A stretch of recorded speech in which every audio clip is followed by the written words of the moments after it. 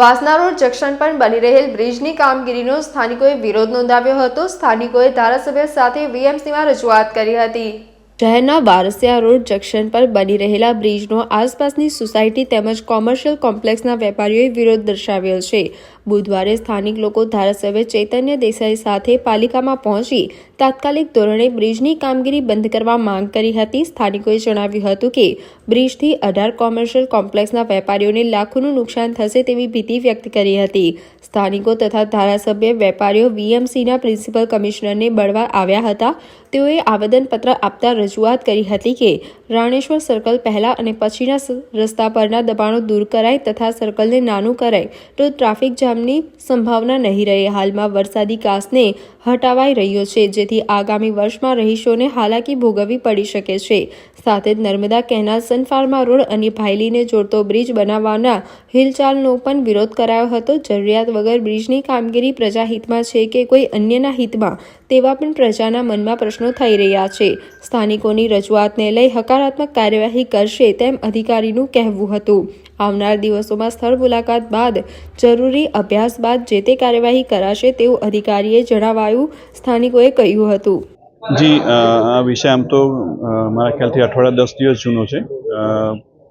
આપણે વાસણા રોડ ઉપર જે ફ્લાયઓવર બનવાનો છે, જેની લંબાઈ ફક્ત ને ફક્ત 793 મીટર જેટલી છે અને એ ફ્લાયઓવર બનવા છે ફક્ત એક જે રાણેશ્વર સર્કલ છે એને કુદાવવા માટે કે ત્યાં ટ્રાફિક કન્જેશન થાય છે।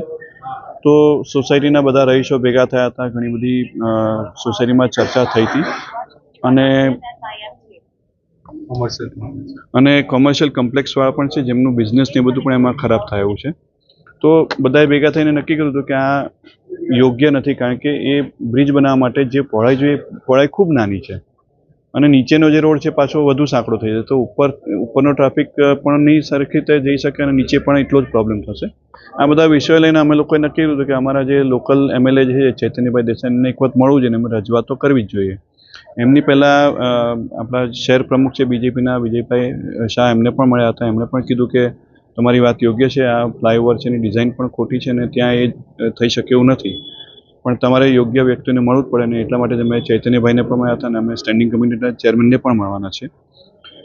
વિષય એ જ છે કે બ્રિજની જરૂરિયાત નથી અને એ બ્રિજ જો બનાવવો અનિવાર્ય હોય તો પહેલાં અનિવાર્ય કેમ છે આપણે જોવું પડે। તો પહેલાં નીચે જે રોડ પહોળો કરવાની જે વાત છે તો તમે પહોળો કરો, જેટલા પણ રોડ બ્લોક્સ આવે છે તમે પહેલાં પહોળા કરો અને પછી તમે જુઓ કે ટ્રાફિકનું ભારણ ઘટે છે કે નહીં અને પછી બ્રિજ બનાવો।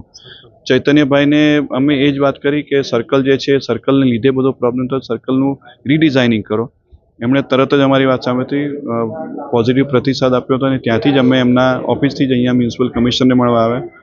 એમણે પણ અમારી રજૂઆત સાંભળી છે અને એમણે કીધું છે કે આગલા 2-3 દિવસમાં પોતે સ્થળ મુલાકાત લેશે અને બ્રિજની કેટલી જરૂરિયાત છે પોતે જ જોશે।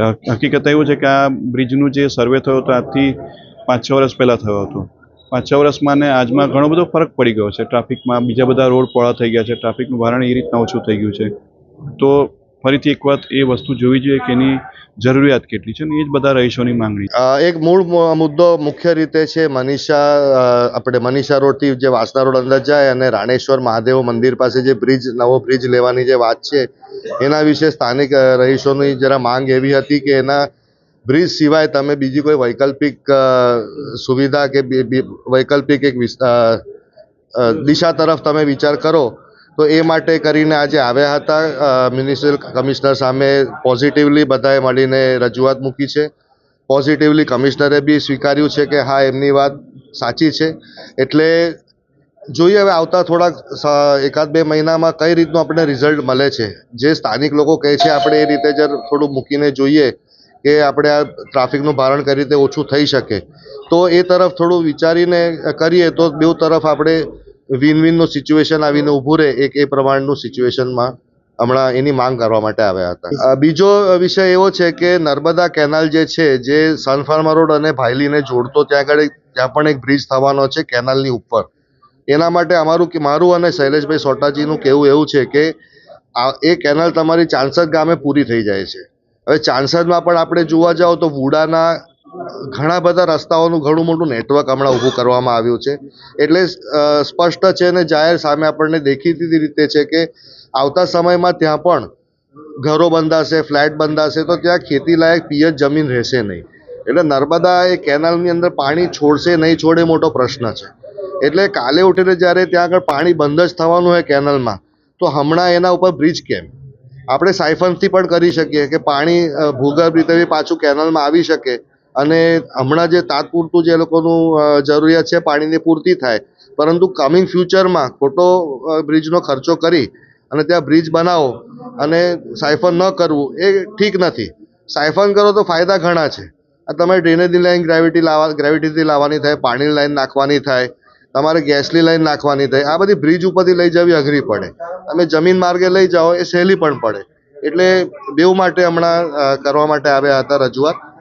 જોઈએ આવતા સમયમાં આવે કમિશનરશ્રી તરફથી શું પોઝિટિવ જવાબ મળે. સમાચારોના સતત અપડેટ મેળવવા માટે લોકમત ન્યૂઝને યુટ્યુબ ઉપર સબસ્ક્રાઇબ કરો, બેલ આઇકોન દબાવો અને અમારી સાથે જોડાયેલ રહો ફેસબુક, ઇન્સ્ટાગ્રામ અને ટ્વિટર ઉપર.